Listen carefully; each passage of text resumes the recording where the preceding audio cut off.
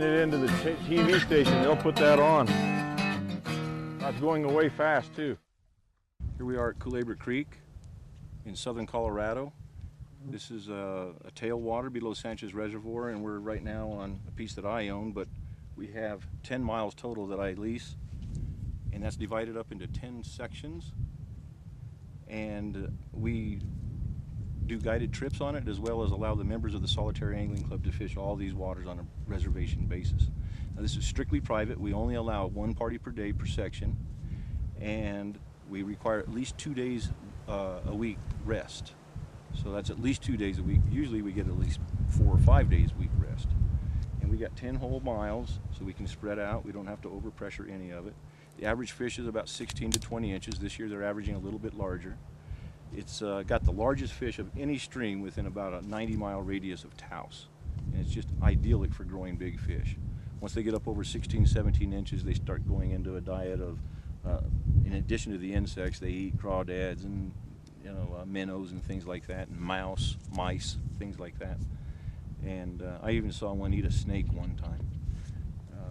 Another time we saw one eat a baby duck. So there's some enormous fish in here. The biggest fish I've ever caught, biggest brown ever, was on this river the first day I fished it, and it was with a 2-weight rod, and I caught a 9-pound brown. That's the guess.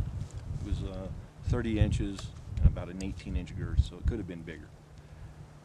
The entire river fishes year-round. Having said that, winters are kind of chilly, but midges hatch every day. It is controlled by a dam, so the flows come up and down. And this year we're experiencing, kind of a drought, so the reservoir is really low.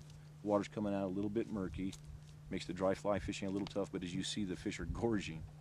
And they'll eat, even on the top. We got a couple today on dries. But when it clears up, the dry fly fishing is much better. But nymph fishing is always excellent. And we got great hatches starting in the spring.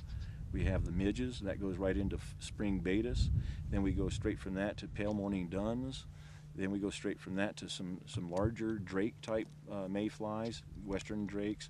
Then now the biggest hatch of the year is the golden stones, and we're seeing those today. And the primary food source though is really crane fly larvae. And crane flies galore, but they eat the larvae mainly. And they range anywhere from 1/4 inch to 2 inches long.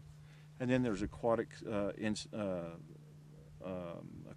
life such as annelids, worms, and leeches, and they eat a lot of leeches in here.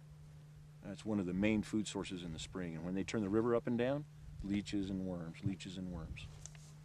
When the river goes back down, then we go back to a standard nymphs and crane fly larvae and mayfly nymphs and caddis in the evenings.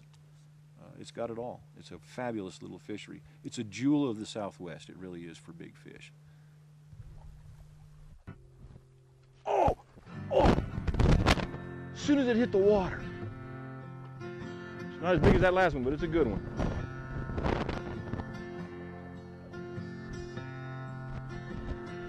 Got a split fin.